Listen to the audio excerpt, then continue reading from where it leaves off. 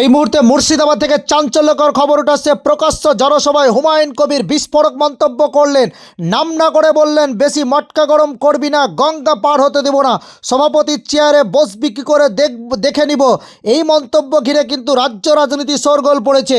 জেএপির নেতা হুমায়ুন কবির বিস্ফোরক মন্তব্য করলেন। এই মুহূর্তে মুর্শিদাবাদে কি বললেন আপনাদের সামনে রাখবো। বেশি মটকা গরম করবি না বলে দিলাম। অনেক সহ্য করেছি আমি, আর হুমায়ুন কবির আমার হারানোর কিছু নাই। 2011 সালে কংগ্রেসের হাত প্রতীক চিহ্নে মানুষ আমাকে ভোট দিয়েছিল। সেই ভোটে জিতে বুঝে নিবে। আরে তোর পুলিশ বাপ যেদিন সরে যাবে তুই কোথায় থাকবি সেটা কে আগে তুই কার ছেলে আর তোর কত মুরুদ আমার জানা আছে। আমি হুমায়ুন কবির বলছি, রেজিনগরে তোর বাপকে, তোর বাপের কি অবস্থা হয়েছিল। প্যান্টুল তো পড়তোই না, লুঙ্গি পরে আসতো। সে লুঙ্গির আন্ডার প্যান্টও বোধহয় খুলে যাচ্ছিল। তোর বাপ আমাকে বলেছিল, এখনো তোর বাপ জীবিত আছে, হাজির হয়েছে, জিজ্ঞেস করি যে ভাই এই মুজামের এখানে তুমি আন্দোলন করছো, আমরা এখানে পারবো না মুজামের সাথে মোকাবেলা করতে। আমি বলেছিলাম আমরা কংগ্রেস করি, সিপিএম এর সরকার, মুজাম সাহেব রেজিনগরে শক্তিশালী। আমিও কিন্তু এপারে যদি আমার গায়ে হাত পড়ে, আমি কিন্তু মুজাম সাহেবকে গঙ্গার ওপার হতে দেব না।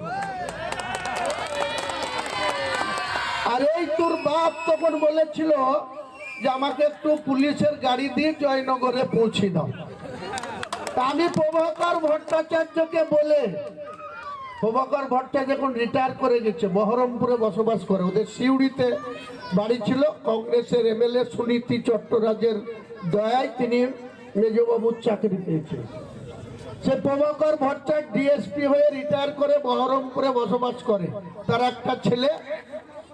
এখানে যখন তিনি ওসি, তখন ওর ছেলের বয়স 1 বছর, সে এখন ডাক্তার হয়েছে। আর একজন 2001 সালে এখানকার ওসি ছিল গৌতম চক্রবর্তী। যখন 2000 সালে বন্যায় লোকনাথপুর সহ পলাশী সহ NH 34 বেলডাঙ্গা সব এক মাজা পানি, গাড়ি ঘোড়া চলা বন্ধ, তারপরে রেল লাইন ভেঙে গেল। তারপরে গৌতম চক্রবর্তী ওসি এসেছিল।